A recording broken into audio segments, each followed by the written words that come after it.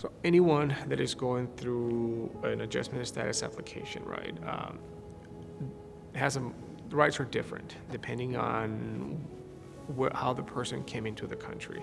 So anyone that came into this country with a tourist visa, a student visa, any kind of legal way into this country, and ultimately marries a U.S. citizen, by having had a legal entry here, then the process goes through USCIS. Basically, is the adjustment of status, where the interview for your 485 gets handled here in the U.S.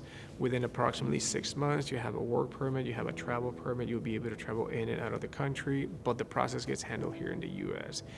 However, anyone that did not come into this country legally, even if you're married to a U.S. citizen, you're still allowed to apply for basically the same process, but it gets handled differently. So the I-130 gets approved, and then everything goes to the National Visa Center.